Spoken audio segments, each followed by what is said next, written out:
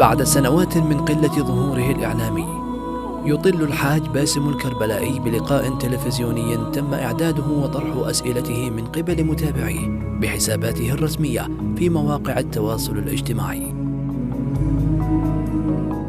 وخلال أسبوع واحد طرح 800 سؤال عن مختلف المواضيع. وها هو الحاج باسم الكربلائي يتواصل مع المتابعين ويجيب على أسئلتهم واستفساراتهم.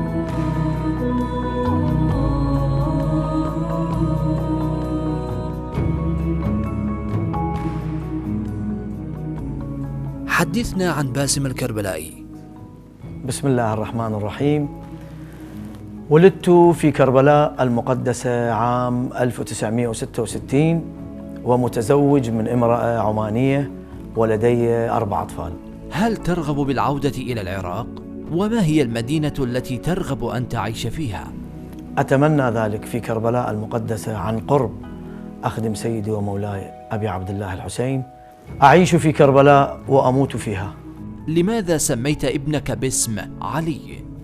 أسوة بسيدي ومولاي أبي عبد الله الحسين في حديث الله: لو رزقت ب1000 طفل لسميتهم علي. هل نجحت فكرة إشراك ابنك معك في عالم الإصدارات؟ في الواقع أنا أشوفها نجحت وأخذت صداها الفكرة الثنائية من خلال الاستديو. وأينما أذهب، يعني وين ما أطلع في كربلاء المقدسة، كان معي قبل أسبوعين، فمن يصورون المحبين وياي وكذا يلتفتون يشوفون علي موجود، وكلها أشوف تذهب إلى علي وتصور مع علي، نحب علي ونشوف علي ونصور معه. هل لديك فكرة في مشاركة ابنك معك على المنبر الحسيني؟ النية موجودة إن شاء الله، راح يصعد معي في العتبات المقدسة في العراق إن شاء الله. هل كان لديك ابن اسمه محمد حسين؟ وما قصته؟ نعم، رزقت بطفل باسم محمد حسين عام 1996 وتوفي عام 2000.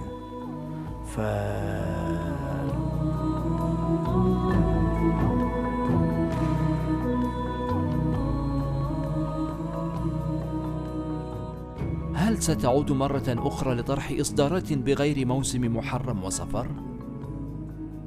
والله أتمنى ذلك، يعني بإذن الله، هو توفيق، هذا كله توفيق، بس لكثرة المنابر وتنقلاتنا من دولة إلى دولة، فلهذا اضطررت، يعني انجبرت على أن ألتزم فقط بشهر محرم وصفر، إصدارات شهر محرم وصفر. كيف تقوم بتلحين قصائدك؟ كل أيامي حسين، صباح ومساء حسين، فأفكر بقضية الإمام الحسين صباح ومساء. فلهذا المطلوب مني المطلوب لكل قصيدة أن تلحن قبل أن يكتبها الشاعر، فلهذا أفكر بالتلحين كل يوم. يعني أنا على مدار السنة مستحيل يأتي يوم اللي يجيني يوم وأنا ما أسجل لحن ما. لماذا أصبحت الألحان في هذا الزمن سريعة على عكس الأطوار التراثية الثقيلة؟ الرواديد اللي سبقونا الله يرحمه ويغفر لهم إن شاء الله ويحشرهم مع محمد وآل محمد، مثل وطن، عبد الرضا، المرحوم حمزة الزغير، شيخ ياسين، هذول في السابق كانوا كل من يخدم محمد وآل محمد في ولايته، منطقته، بلده. الوضع هسه حاليا اختلف. انا كل يوم في دولة ما، فلما اذهب الى مثلا الى البحرين ارى الحماس اللي عندهم والسرعة موجودة، السرعة ما الحق يعني اقرا، يعني ما الحق انطي اللحن مجاله، فلهذا اضطر ان اقرا السريع. اتي الى العراق، بالعراق عندي لا شوية اثقل يطلع عندي. اذهب الى ايران أشوف لا اللطم يرجع تقريبا إلى القديم. فلهذا ضع الأمور في نصابها في محلها، كل دولة تروح أشوف لها وضعيتها الخاصة، ألحانها الخاصة، سرعتها الخاصة بهم. لماذا أنت مقل بالظهور إعلاميا وبالأخص في اللقاءات التلفزيونية. أنا ممن يحمل شعار قليل الكلام كثير العمل. هل هناك خلاف بينك وبين الشاعر جابر الكاظمي؟ في خلاف، وأنا هذا الخلاف أحتفظ به للآخرة. هل هناك مجال لعودة التعاون الثنائي مع الشاعر جابر الكاظمي؟ لا أتصور ذلك بعد انفتاحي على الشعراء. كما عودتكم على الثنائي، صار هسه يمكن أكثر من 7 أعوام، 7 سنين، انفتحنا على أكثر من 30 شاعر، وكل شاعر له أسلوبه وإله ثقافته وإله طريقته لخدمة الإمام الحسين عليه السلام.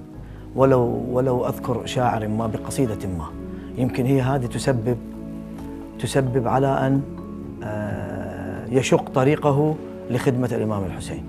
أما شوف كثير من الشعراء عندهم شعر ويقول لك ما إن اسم، أم ما حد ما يعرفني إلا تقرأ لي ولو قصيدة.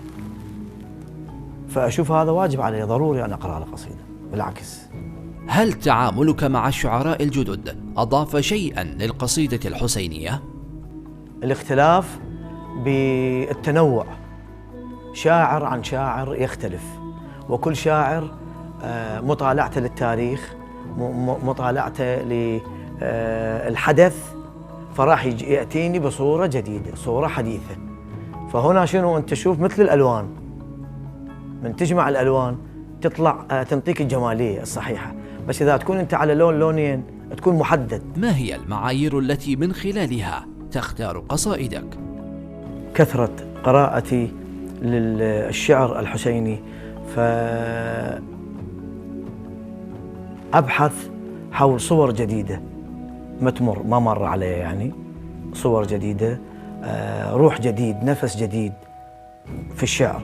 وإنما أسامي الشعراء، أي شاعر يكون مشهور أم غير مشهور، ما راح تأثر على فكرتي من ناحية بأنه بعض الشعراء كتبوا شعر إلي ولم تقرأ.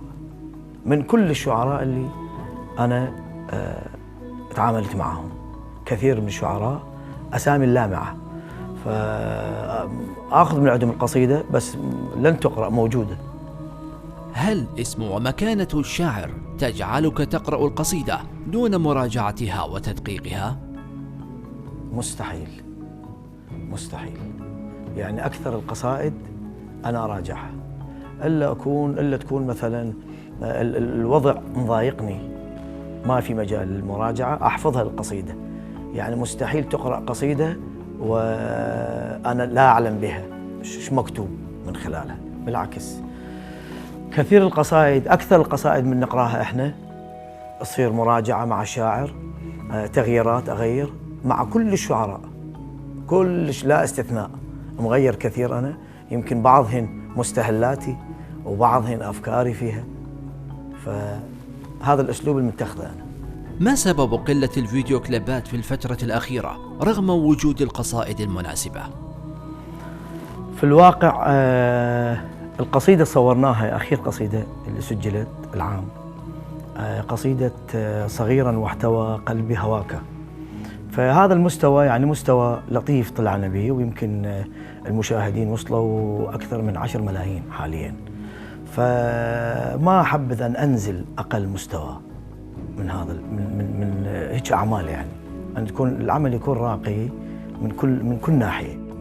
باسم الكربلائي خادم للإمام الحسين عليه السلام، وتمتلك شهرة كبيرة، ويتحدث البعض عنك بسوء، ما رأيك بذلك؟ يعني أنا في البداية أنصح نفسي، ما أنصح أحد، وإنما أقول لكل خادم الحسين، جوابي لخادم الحسين، وضعنا مو هين مو سهل لكي نخدم الإمام الحسين في القصيدة. عالم التلحين إلى عالم عجيب، وعالم الشاعر يجي يصفون هالصفنات الطويلة ويدور وراء حرف ما، كلمة ما، موضوع ما. حتى يرتبها للقصيدة. فأنت تجي إلى عالم اللحن وعالم الشعر، وتجي هسه أخذ الرادود، أخذ القصيدة وأخذ اللحن وحفظ وصعد على المنبر، وشوف الرادود نهايته شوفه عرقان مرهق متعب جدا. وشوف أحد الأخوة المؤمنين والله يقول باسم طويل أم باسم قصير أم باسم مو عاجبه. فلهذا أنا أقول مو راضي أشيل غيبتي حتى لا تتكلم. هل هناك فكرة قادمة لإطلاق قناة فضائية خاصة بك؟ الفكرة موجودة ونسعى بذلك. هل ستكمل فكرتك لمشروع المدرسة الحسينية لتجويد الصوت وإظهار المواهب؟ هذه الفكرة أحملها أنا صار يمكن أكثر من 4-5 سنوات أحمل الفكرة، والتقيت بعدة فئات مختلفة في العراق وخارج العراق، ودا أسعى لكي أصل إن شاء الله الهدف. وأتمنى من الحسين لكي أتوفق أن أربي جيل يكون جيل منظم، يطلع وهو يعرف المقامات، يعرف هو ماذا يؤدي على المنبر. كثيرا ما يقال أنك تستخدم الآلات الموسيقية في إصداراتك، ما هو جوابك؟ أعمالي أن تكون أفراح أم أحزان، القصائد اللي نسجلها في الاستديو كلها خالية من أي آلة موسيقية، وإنما كورال بشري. يمكن المهندس يعزف النغمة اللحن اللي أنا مركبه، وشباب يدخلون إلى الاستديو ويسجلون بأصواتهم النغمة المركبة من خلال الموزع، وإنما لن تبقى الآلة موجودة في القصيدة، وهي كورال صوت بشري. ما هو تقييمك لمشاركة الأطفال معك في إصداراتك؟ هل نجحت أم إنها تحتاج لمزيد من الوقت؟ نحتاج إلى حقبة زمنية حتى نربي جيل يطلع بالصورة الصحيحة إلى الخدمة الحسينية. فهذا الجيل أن يكون طفلي ابني علي أم أي طفل آخر، هو السعي لخدمة الإمام الحسين. فهذا الطفل يحتاج إلى وقت أن تدربه، تمرنه، الطلعة بالصورة الصحيحة، أن يقول النغمة صحيحة. فلازم أنا أنزل له أجيبه، يكون يقرأ يأدي وياي بالاستديو ثنائي أم على المنبر ثنائي. لازم أعطيه ساحة لكي يرى النور بإذن الله. هل فكرة تسجيلك لقصائدك بلغات مختلفة ناجحة؟ أنا أراها ناجحة وشجعني الكثير عليها. هل هناك فكرة لتسجيل قصائد بلغات جديدة لم تتعامل بها؟ يعني حاط ببالي إن شاء الله اللغة الفرنسية واللغة التركية. لماذا قلت مشاركاتك في دول الخليج؟ ومن يحدد مشاركاتك في المجالس؟ أنا من يحدد المجالس داخل العراق أم خارج العراق، وإنما البعض يسأل لماذا قل تواجدك في الخليج، يعني بالكويت أم البحرين أم عمان أم قطر. انفتاح وضع العراق هو اللي سبب أن شوي نقلل من حضورنا في الخليج. ماذا كان شعورك عندما عرفت أنك ستدفن بجوار الإمام الحسين عليه السلام؟ في الواقع سررت كثير، وإنما هي أقوى شائعة في حياتي. الكثير يتهمك أنك تقرأ من أجل المال والجاه، ما هو جوابك؟ بالنسبة للجاه اللي أنا بيه واللي اسم اللي أملكه هسه حاليا، هذا فخر لي وشرف إلي، لأنه أتى لي من بركات محمد وآل محمد وخدمتي لسيد الشهداء أبي عبد الله الحسين. وإنما المال في حياتي لم أذكر ولن أطلب من أي حسيني وأي مجلس أن يدفعوا لي مبلغ ما، $1 أم $1,000,000 أبداً. ما هو موقفك من التطبير؟ أنا لست مرجعاً، ولكن أؤيد التطبير وأؤيد الشعائر الحسينية كلها. هل لديك مشاكل مع العلماء؟ أنا لست عالماً ولست مرجعاً، أنا خادماً للحسين وما عندي أي مشكلة مع أي مرجع وأي عالم. حدثنا عن سر نجاح باسم الكربلائي. النجاح حلقات متواصلة، حلقة واحدة منها وهي رضا الوالدين.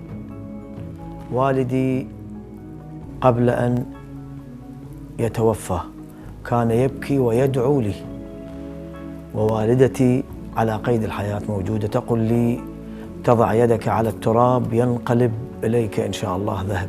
إذا رأيت الإمام الحسين عليه السلام وجها لوجه ماذا ستقرأ له؟ أطلب من سيدي ومولاي أبي عبد الله الحسين أن يطلب قصيدة ما حتى أقرأ له إياها إن شاء الله. من الأقرب إليك من شخصيات المعصومين عليهم السلام؟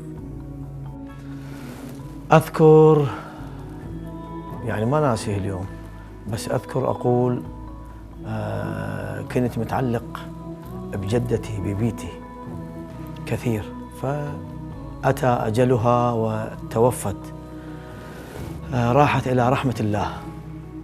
فخاطبت سيدتي ومولاتي الزهراء فقلت لها: من هذا اليوم أنت جدتي، ولهذا اليوم ولهذه الثانية من ألقاها وأطلب من عندها مستحيل تردني. هل تشعر أن خدمتك لأهل البيت عليهم السلام مقبولة؟ وكيف شعرت بذلك؟ دعوني في سوريا الشام،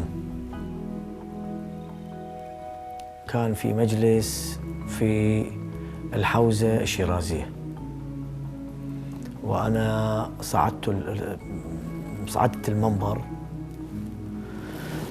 المنبر وخلصت المنبر حوالي يمكن أكثر من ساعة، فنزلت حتى أبتعد من الجمهور. ضغط أكو الجمهور على المسرح والمنبر، كان أكو باب عند المنبر، نزلت منه، نزلوني من عنده إلى السرداب.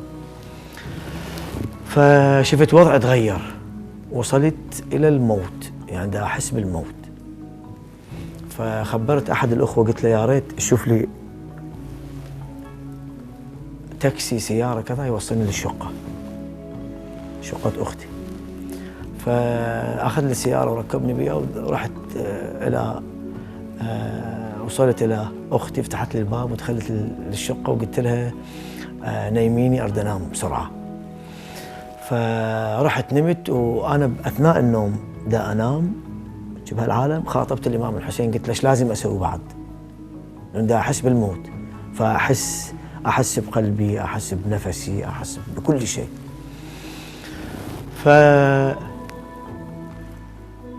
غفة بسيطة رأيت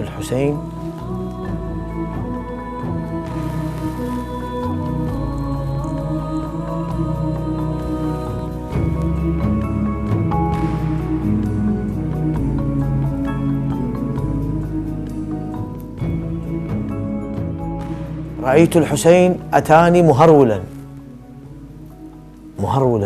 ما كان يمشي، كان يهرول، ويا اللي ويا كانوا يمكن شفت 100 مليون 200 مليون سادة كلها علماء، وأنا أعرف منهم نفرين بس ولا ما اثنين، ما أقدر أجيب أساميهم.